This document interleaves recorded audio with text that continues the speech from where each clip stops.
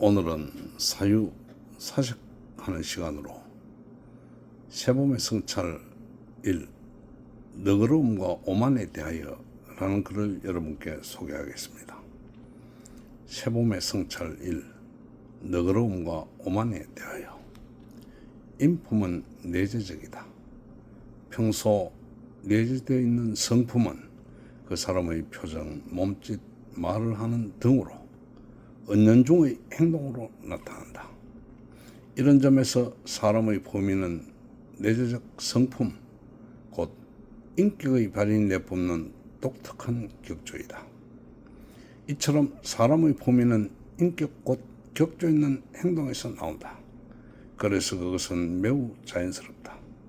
그것은 자연스러운 만큼 상대방을 매우 편하게 함과 동시에 상대방으로 하여 존경심과 경외감을 짓게 한다. 결국 인품이야말로 격조 있는 행동 곧 품위 있는 행동의 기둥인 셈이다. 사람의 품위는 그 사람의 인품이 짓는 가장 멋스러움이다. 이에 비해 뒤틀린 인격의 발현으로서 위선적인 행동은 누구에게나 매우 부자연스럽다. 당연히 행동의 품격 또한 발현하지 못한다. 이 때문에 위선의 행동은 누구에게나 졸렬하고 불편하며 급기야 볼썽사납다. 그런데 문제는 많은 사람들이 그 같은 위선의 행동을 하면서도 그 점을 스스로 자각하지 못한다는 사실이다. 위선 속의 위선은 진실이 되어버리는 위선의 패러독스 속에 위선자 자신이 스스로를 가두고 만다.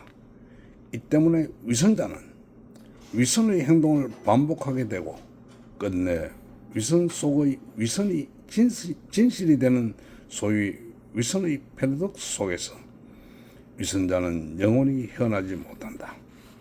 이때 위와 같은 위선자의 관대함, 곧 위선의 너그러움은 그 위선을 감추려는 위선자의 자의적 행위이기 때문에 그 때문에 오히려 어딘지 모르게 어색하며 상대를 불편하게 한다.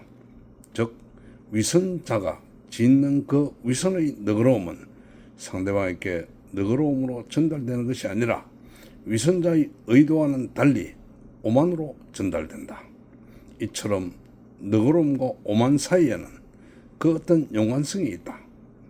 굳이 위선자의 행동에서가 아니더라도 곧 보통 사람에게서도 너그러움이 지나치면 자칫 오만하게 보이고 더 나아가 눈살을 찌푸리게 한다.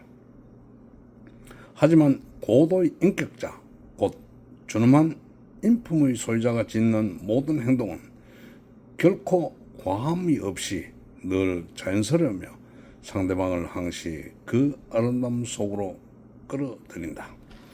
우리가 일상에서 흔히 쓰는 매력적이라는 말은 자신도 모르게 그 무엇에 빠져드는 상태를 이룬다.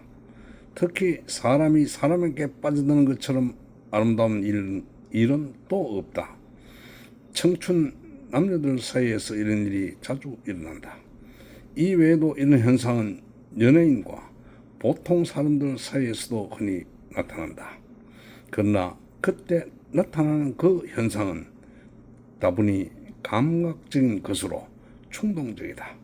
다들 시간이 지나면서 그 환상으로부터 깨어나기 마련이다. 하지만 사람이 사람의 인품이 품어내는 품에 한번 빠지면 좀채 헤어나기 어려우며 그때 일어난 강렬한 매력은 영원히 간다. 오만은 그 어떤 경우에도 매력을 짓지 못한다. 오만은 분수에 맞지 않는 위선의 행동에서 오기 때문에 상대로 하여 오히려 속을 메스껍게 하고 눈꼴 시리게 만드는 등 기피를 짓는다. 이처럼 오만은 과도한 확신의 너그러움이나 위선의 패러독스 속에 빠진 이들이 짓는 허울 행동이다. 자연히 오만한 이를 대하는 이들 모두 내심이 크게 불편하다. 일상에서 품위 있는 행동을 하는 것은 그만큼 중요하며 너그러움과 오만에 대한 확실한 이해가 필요하다.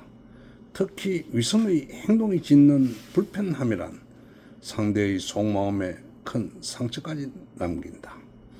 듣지 않으면 될 일이지 하지만 우리는 메스꺼운 속으로 위선의 말임을 알면서도 마냥 들어줘야만 하는 때가 자주 있다. 이런 때는 우리 모두 여간 곤욕스럽지 않다. 한편 오만과 관련하여 몇 가지 지적해 둘 것이 있다. 앞서 말한 위선적 오만 말고도 지적 오만, 권력적 오만, 신분 과시적 오만 등을 지적할 수 있다.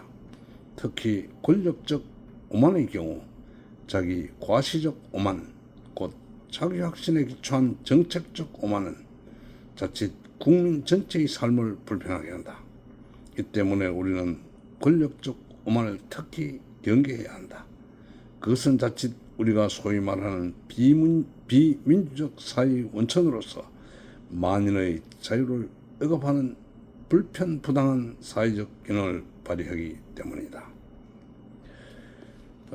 오늘은 여기까지 하고 다음 편에 세범의 성찰 2 위대한 반성의 새시대라는 주제로 말씀드리겠습니다. 감사합니다.